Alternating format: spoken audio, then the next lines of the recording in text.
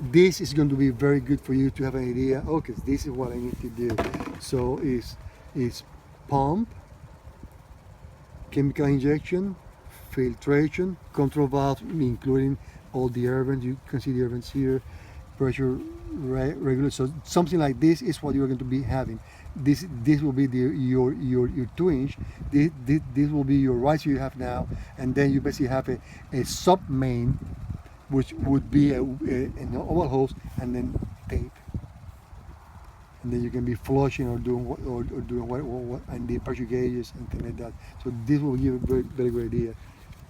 The other thing we're close. Yeah. Just a few things to get. Exactly. This, please save this. This is going to be extremely good source for you to go over every detail. This was written for the growers like you.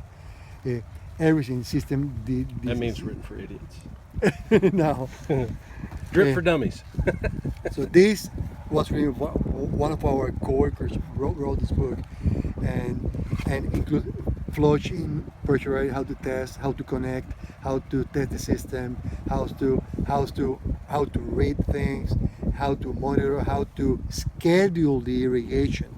That's very how to do that. How to fertigate, how to do maintenance, apply chemicals, how to flood the system, how to control pests, how to service. Every information that you can imagine. A lot of drawing, pictures, calculation, test, information. How to do the injection. Remember we were talking about the Massey. Mm-hmm. How to do that. How to do the setup. How to. I'm going to show you. I think it's 94. So 90. Let's see if I remember well. Good. How to flush the system. This is very, very important, and it will give you an idea, depending on the pressure that you have, the height of your bed, and the pressure you have. It will give you an idea of the velocity that you need. So you need to find out, reading here, with the flow that you have on your tape and the velocity that you usually have, what velocity you should have when you are flushing. Why? Because I told you that when you are flushing, you should have a higher velocity through the tape in order to push through everything. And the way you can calculate that is by measuring the distance between the end of the tape, how long that should go. If it goes here, you say, I don't have enough pressure to flush my system, so it has to be X or Y. Okay, so this information is very important as well. Okay. Do you have designers that you work with? And like I said, these guys, this for you to give as well. I think you have few options. The first one, because I know they do that, is the guy from NRCS, and Jessica, you have more information about that. Okay. The other source that you may have are private companies that do that, and they charge you, and they will give you a design there, and you have to pay for that. I don't know how they charge. And the third option is a dealer that actually sell all this stuff, that they say, okay, I'm going to give you a design, but I'm going to give you maybe a sketch or a summary, but I will not give you that unless you buy from me the tape and the which is not a big deal. What I would do, I would go first through Jessica to the NICS guys. Why? It's supposed to be free. It's very objective, and it's very conservative. That's what I will do. What I could do for you, we have, like I told you, we have a free software program called Aquaflow. And Aquaflow, what it does is that takes a given block, and I get information on as far as pressure, pipe size, pipe length on the 2-inch, and I could calculate which spacing you need, flow like that. But in this case, it's useless basically because the rows are so short that you don't really need that. The good news is that being so short, the design is going to be here very simple because it's so. I mean, the other thing you need to be sure, number one, that you have enough water, and number two, that you control the pressure, and you do a filtration. Other than that, it's very simple to do. Very simple to do. All right. We're excited. Yeah, I think it may be a lot of information for you to begin to process, but once you go over the book, and I don't want you to book the video, but try to browse about different sections of the book and see what it does, and understand that okay, now I have my valve. You have the main infrastructure, pump. You have good water here. That's coming from a deep well, I'm guessing. Very deep well.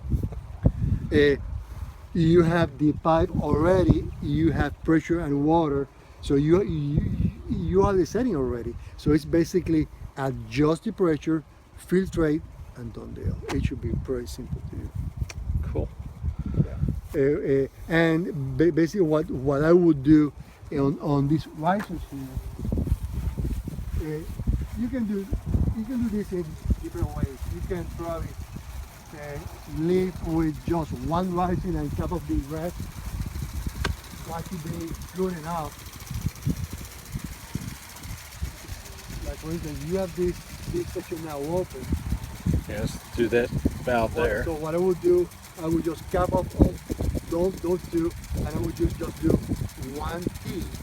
And instead of having that like that, I will come down again, and then from there, actually, it's good to use that. It's good to use that one because this is ready to go. So basically, do that, and then do a T. Do the oval hose, a piece of oval hose, probably 2 or 1.5 oval hose. Go. And then you could have the regulator here, a very inexpensive regulator for each block, which is it will cost you like $15-$20 each if you do for one riser. The regulator does what? Because the pressure regulator? Yes. Oh, for each one. For each one, instead of having one there, you can do that. It's simple to do because those are female and male threaded. So one or the other, you can hook up that to the pipe, and then to the oval hose, and now you're done for this area. The only thing you need is a filter, and you can even get a small filter for each section if you want. I would not do that because you have multiple filters. The beauty of that is that you can go back to do just a one filter, which costs you like $20. So 20 and 20, you will be ending putting $50 on a manifold here, and then you are ready to do this block. Hook up the oval hose, tape, and don't do it. Now, I'm not exactly sure how the design works, but I mean, if he runs down 200 feet to get to the other blocks, you pretty much want to have a lot of pressure at the head then. So having multiple manifolds is probably the best then at each plot. Yes, because what you're going to be doing you're exactly right. You're going to be having enough pressure to run the water to the farther point, while you are just regulating when you are getting to the specific block. Yeah. So that would be. So we could run this one and still have enough pressure to get down to block 10. Yeah. 300 feet away. Exactly. You'll be amazed. From here to here, you may be losing maybe 5 pounds. But still, if now that you just have a 2-inch pipe, you don't want to limit that pressure at all because you may need that. Yeah. Okay. And ideally for you, you may want to turn on and off as many blocks as possible at once. At least you want to have the flexibility for doing that. If you don't want to do it, it's a different way. It's a different thing. But you, ideally in a farm, you would like to turn on the system, the bigger area you can at once. Right. If you want to do small blocks, it's up to you. But at least you don't have to turn off and on smaller blocks at a time because it will take you forever to water the whole farm. Yeah, so if we had one pressure regulator at the beginning, 15 pounds, by the time you got 1,000 feet away, you're down to Exactly. 4 to 5 pounds. And so on this manifold, what I would do, I would have a manifold with three things: with a small filter, regulator, and a small air vent, a 1-inch air vent, which costs you again like probably like $6 or $8, whatever.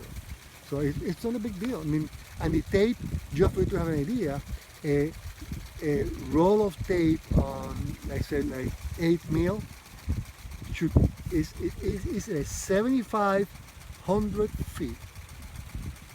So basically 2 rolls here, and that could cost you $200. So maybe 2 rolls will make the whole farm. Yeah, 75 rows for us there. Yeah. They're all 100 feet long. So That's nice. So, and the fittings are, again, the fittings could be 50, 60, those blue fittings, 50 cents, something like that. So I put more emphasis on not the cost of what you're doing, but the maintenance and the prevention that you need to do. And be sure that remember, it's a very tiny orifice, could be clogged with anything. And you need to be checking, doing maintenance on the filter, be sure that are not clogged.